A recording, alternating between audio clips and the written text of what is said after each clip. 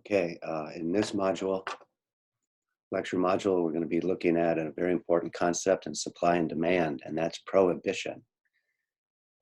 This particular lecture module will illustrate a lot of important concepts in the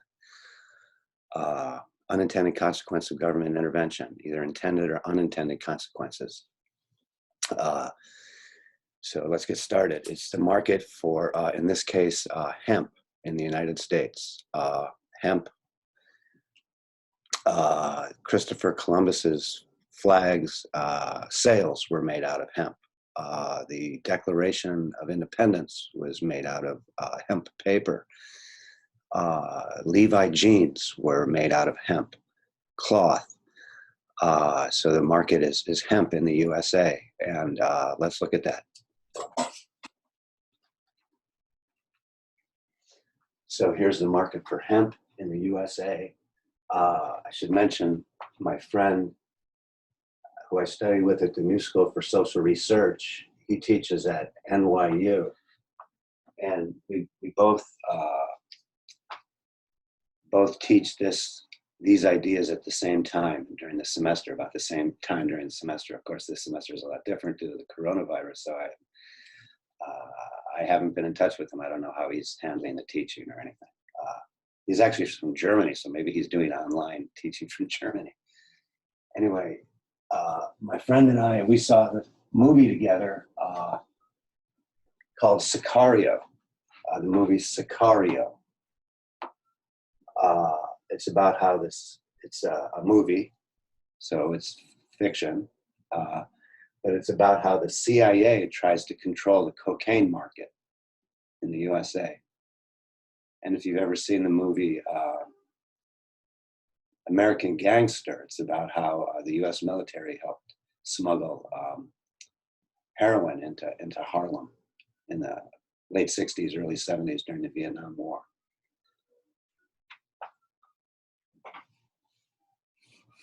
So here's the market for hemp in the USA.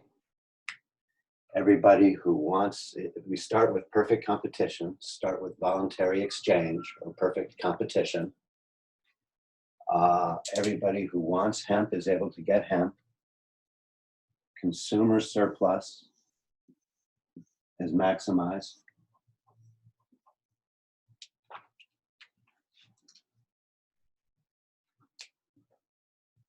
Producer surplus is maximized. Right? So then we ask, why would there be intervention into the hemp market in the USA if we have this harmony economics?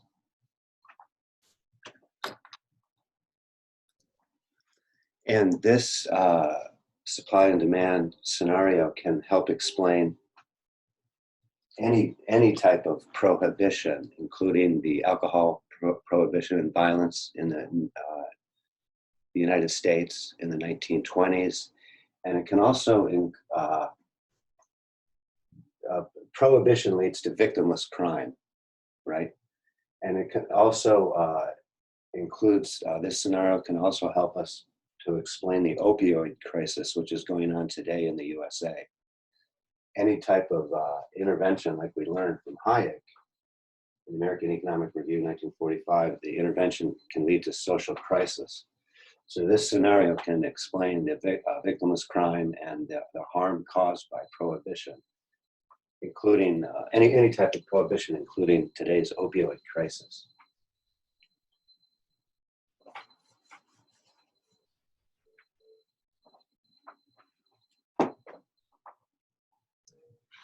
So we start with perfect competition, voluntary exchange. Then we ask, why would the state intervene? And this is public choice economics, asking why would the state intervene? So then you have to look at who gains and who loses. Who gains are the well-organized few, who loses are the unorganized many. So here in the hemp market in the USA, we ask, why would the state intervene into the hemp market? Well, I've heard many different reasons. I wasn't there when Congress made hemp illegal. nor was I there when the president signed the bill, so I can't tell you exactly why hemp is illegal in the United States. I wasn't part of that process, but I've heard some reasons. One is that the Hearst family, who owned a lot of um, paper mill properties and forestries and had a newspaper empire, wanted the value of their forestry properties to go up by hemp is more efficient than forestry products. So the Hearst family wanted to intervene to make hemp illegal so that they could increase the value of their forestry products.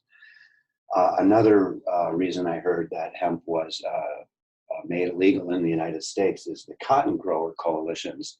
The cotton growers in the South wanted to make hemp illegal again because hemp is more efficient than cotton. So that's why I heard there might have been some hemp was made illegal. So what happens when you prevent competition? In this case, preventing hemp, making hemp illegal. Then what happens is the lack of competition, in this case, throwing competitors into jail, right? Making hemp illegal, making it illegal, therefore then those who supply hemp are thrown into jail. That means that the supply shifts back.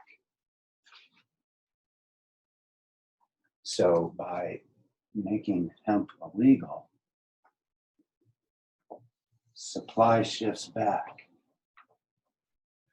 Another reason that hemp might have been made illegal is due to the bootleggers and Baptists coalition. In other words, the do-gooders thought that hemp was bad for you, even though, of course, cigarettes and alcohol are much worse for you than hemp. So supply shifts back.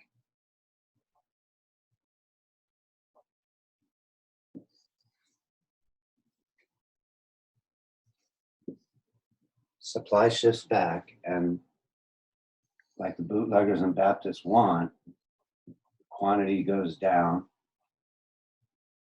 and the price goes up.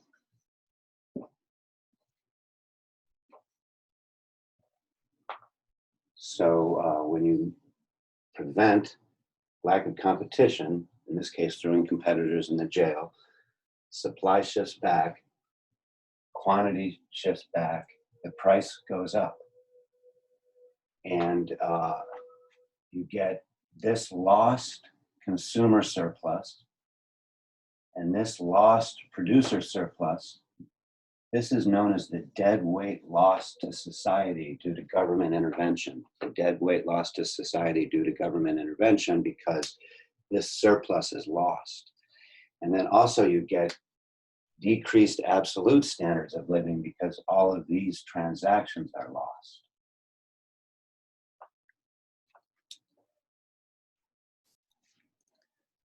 Then, and this is the most important point,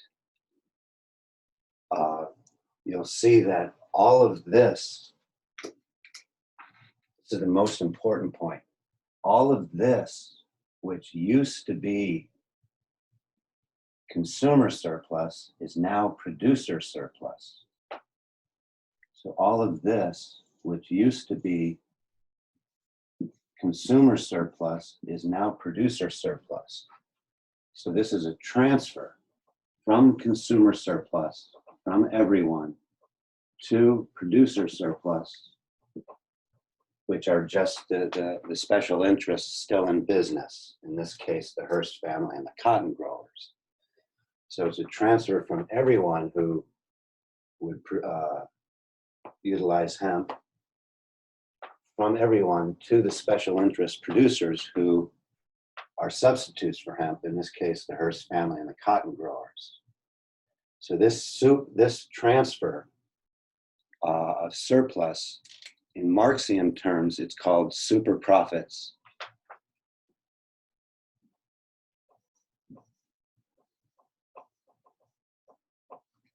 In Marxian terms, that transfer is called super profits. In public choice economics, it's called above normal or supranormal profits. So the big point is that by shifting back supply, limited competition, throwing competitors into jail, you get a transfer from everyone to the special interests, in this case, the Hearst family and the cotton growers, or any hemp substitute industries get above normal profits. And then you also get vested interests who have an interest in keeping things that way, the captured economy. And those vested interests, of course, would be the Department of Homeland Security and the Drug Enforcement Agency and the prison industrial complex.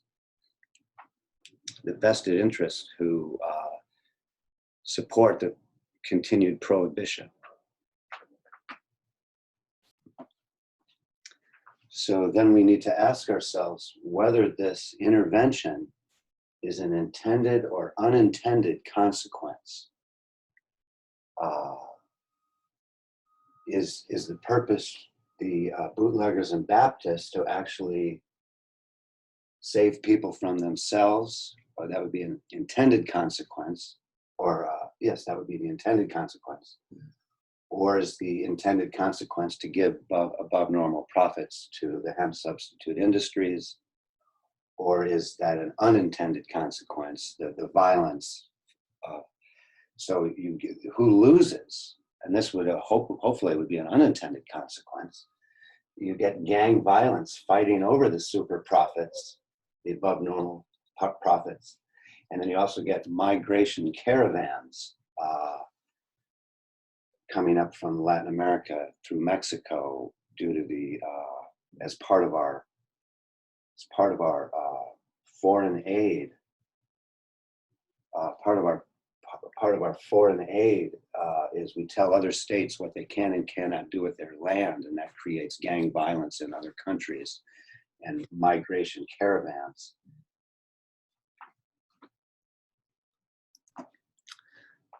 I should also mention that the government of Afghanistan is the largest opium distributor in the world, and they're, of course, a partner with the US government as part of our foreign aid or our war on terror. I should say another person who loses from this situation is a friend of mine when I was in the Foreign Service in Kazakhstan. He was the economist there, the chief economist at the US Embassy in Kazakhstan. And then I heard that his next appointment was in Colombia, where one of our biggest foreign aid programs is to tell Colombians what they can and cannot do with their land. And my friend, he got beat up there, catching a taxi one time as he was leaving the US Embassy. So you're starting to see some liberalization of prohibition in the United States, but it's still a strong part of our foreign policy. So this has been an important concept in the supply and demand prohibition, creation of super profits going to the vested interests. That completes this episode. Thank you.